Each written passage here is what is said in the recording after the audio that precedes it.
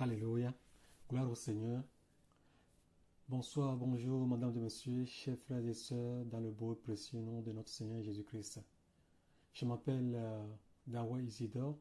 Je vais vous donner un témoignage concernant l'habillement du chrétien, c'est-à-dire les djinns. Révélation de la part du Seigneur concernant le port des djinns. Bruxelles, le 11 février 2014.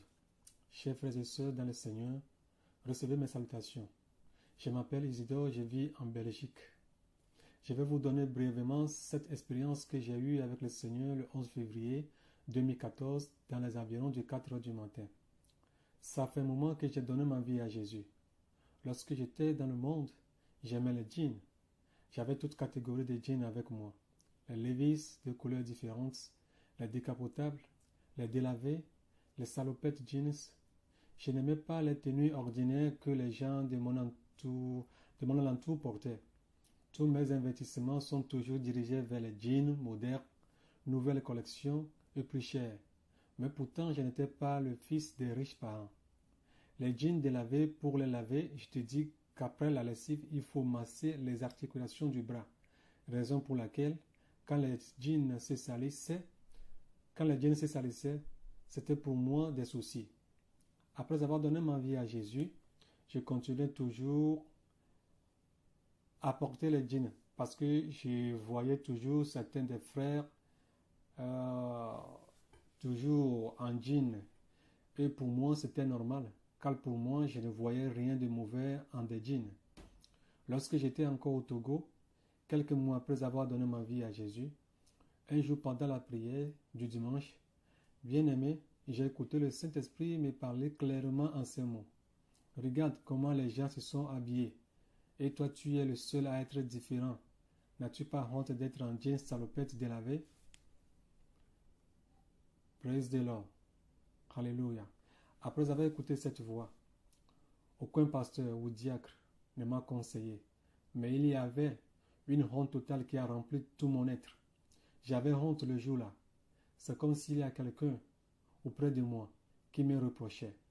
Oui, le Saint-Esprit était bien là pour me dire que ma salopette ne glorifiait pas son nom. Du retour à la maison, j'avais pris une décision de ne plus porter la salopette jean, ni les décapotables à l'église, car intérieurement, cette voix était toujours permanente. Je continuais à porter les pantalons jean, car là, je ne voyais en cela quelque chose de mauvais, parce que d'autres frères qui étaient dans l'assemblée, avant moi-même, les portaient aussi. Pour moi, à part les salopettes jeans, on peut porter quand même les jeans pantalons. Bien-aimé, je suis bien nouveau converti qui n'a même pas fait 5 mois dans le Seigneur et personne ne m'a jamais reproché de porter les jeans. Et les frères portaient eux aussi les jeans, mais le plus souvent pendant les heures de prière de la semaine. Je ne faisais que copier mon alentour, surtout les jeunes qui nous enseignaient pendant nos réunions de la jeunesse. J'ai garé complètement les salopettes, mais pour ce qui concerne les habits délavés, je les utilisais de temps en temps pendant la saison de l'harmattan pour la protection contre le vent sec. En ce qui concerne les jeans pantalons, j'ai continué à acheter. Mais cette fois-ci, pas les compliqués comme on nous le disait. Avant d'arriver en Europe, j'en avais acheté beaucoup, car on me disait que là-bas, il fait tellement froid que nos habits ordinaires ne font pas le poids en face de Monsieur le Froid. Je continuais toujours le port des jeans parce que personne ne m'avait jamais mis le doigt sur ce point, à savoir son origine et la raison pour laquelle le diable a inventé ce produit et de quand il a été mis sur le marché mondial et ce pour qui il a été créé. Entre-temps, je suivais un jour un documentaire sur une chaîne de télévision en Belgique. En ce temps, j'avais la TV. Le thème du documentaire, c'était la tenue de la rébellion. Je n'ai pas suivi le début du documentaire, mais ce que j'ai remarqué, c'est qu'on montrait des femmes en pantalon jeans pour s'égaler aux hommes en pantalon jeans. Je n'ai pas fait attention de ce que le contenu du documentaire voulait me dire. Bien-aimé dans le Seigneur, la Bible nous dit dans le livre de Job 33, 14 à 18, que Dieu parle, cependant tantôt d'une manière, tantôt d'une autre, mais personne n'y prend garde. Moi, je n'ai pas pris garde. c'est comme un canard qui vient de sortir de l'eau. Et en secouant son corps, quand tu le vois, c'est comme s'il n'a jamais mis pied dans l'eau. Pour moi, on parlait des femmes qui veulent copier ou s'égaler aux hommes en jean pantalon. Vous vous souvenez des publicités des cowboys pour la cigarette Marlboro, le goût de l'aventure, où ces cowboys portaient des jeans pantalons sur des chevaux. Ils faisaient la publicité pour la société de Marlboro, ainsi que pour les jeans, parce que c'est la première fois que moi je voyais de telles tenues dans les années 1984. Bizarrement, dans les années 90 à 91, cette tenue est arrivée pour la première fois que je l'ai vue en face au Togo, parce que mon premier achat de jeans date de 1993 au marché d'Atapamé. Dans ces mêmes années, nous les voyons sur les calendriers nigériens, où ceux qui portaient ces jeans, on les appelait les Crazy Boys, les garçons fous. Ce qui veut dire que quand tu portes des jeans, tu es un fou ou une folle. C'est clair, ce n'est pas moi qui le dis.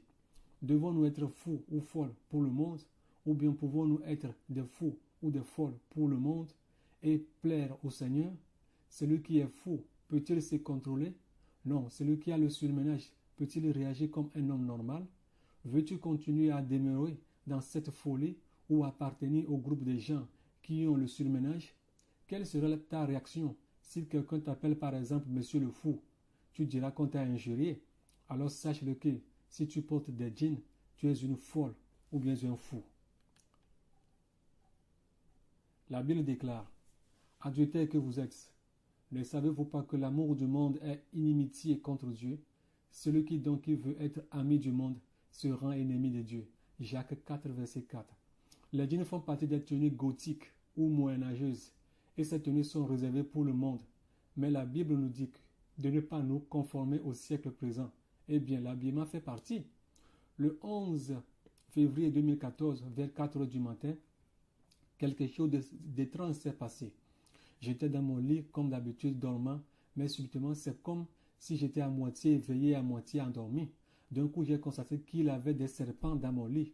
Je commençais à bouger les pieds et d'un seul coup, j'ai sursauté du lit parce que pour moi, c'était une réalité dans le physique. Ce n'était pas du tout un rêve. Des serpents dans mon lit, comment ça? Je me suis mis à l'écart du lit et tout doucement, j'ai soulevé le drap pour voir si ces serpents sont sous le drap ou non. Et à mon étonnement, il n'y avait rien. J'ai soulevé tout doucement le coussin avec lequel je me couvrais, mais il n'y avait rien comme serpent.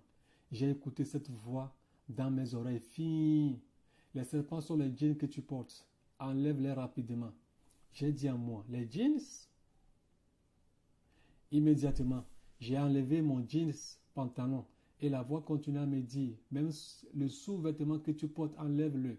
Le sous-vêtement en question sont les sous-vêtements pantalon collants qu'on appelle anti-froid que portent les hommes avant de porter les tenues habituelles là-dessus pendant les périodes de froid en Europe. Bon, la plupart. Je l'ai rapidement enlevé. C'est comme s'il y a quelqu'un dans la chambre qui me donnait des ordres auxquels je devais obéir. La voix continuait à me dire, va prendre tes sacs et tout ce qui est jeans là-dedans. Jette-les tous. J'ai pris le premier sac, c'était plein de jeans, pas de jeans multicolores, mais unicolores. J'ai dit cela parce que certaines personnes disent que tu peux porter des jeans, mais qu'il ne faut pas exagérer. C'est faux, mes frères et sœurs. Jeans, c'est jeans. Car moi aussi, je détestais les jeans de couleur, avec des coupures, déchirures, avec des peaux d'animaux à certains endroits, des trous partout, etc. Sans savoir que je faisais partie moi aussi des fous. J'ai fait sortir tous les jeans qui se trouvaient dans le sac. Bien aimé, c'était comme si je rêvais. Si c'était quelqu'un qui venait vers moi et me dire d'enlever et de jeter mes jeans, vu la somme que j'ai dépensée pour les avoir, je lui donnerai un argument, lui disant que je n'exagère pas. J'ai vidé encore d'autres sacs car j'avais des jeans en réserve. J'avais certains sacs de voyage avec moi et il avait certains dessins sataniques. C'est comme mes yeux viennent de s'ouvrir sur ce qu'on est en train de me dire. Sur certains manteaux de froid, il avait certains noms inscrits sur ces manteaux. Et ce sont le nom des démons. Et ceux qui ne sont pas novices dans l'occultisme savent bien ce qu'ils achètent. Et nous les chrétiens, nous les suivons parce que nous aimons le monde et tout ce qui est dans le monde. Vous savez bien qu'au niveau de la hanche des jeans pantalons, à l'extérieur du pantalon, il mentionne la marque sur un morceau de plastique ou de cuir. Mais à l'intérieur, il mentionne par exemple magique, comme magique, danger ou bien séduction, des trucs comme ça, ou d'autres noms démoniaques que toi et moi ne comprenons pas. Bien-aimés, les prêtresses de vaudou ont leur tenue à part, c'est-à-dire, ils ont leur manière de s'habiller, et ils sont identifiés par leurs habillements. La voix continue à me dire, ne les jette pas comme ça, mais découpe-les en morceaux, afin que personne ne puisse s'en accaparer. J'ai pris mon ciseau et commencé à les découper un à un. Comme je viens de vous le dire, c'était dans le mois de février 2014 et la température était très bien négative. Certains vont dire, mais sans les jeans avec ce froid, que fera-t-on en Europe? En ce moment, je n'avais pas encore lu ou entendu le témoignage de l'apôtre du feu Kokou Gabriel du Togo dans les 14 heures dans l'au-delà et dans les 24 heures dans l'au-delà.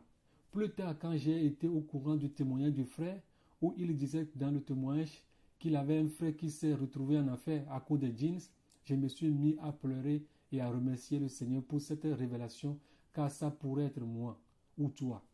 J'ai remercié le Seigneur, je continue à le remercier et je vais continuer à le remercier pour sa grâce immense. Laisse-moi te dire quelque chose.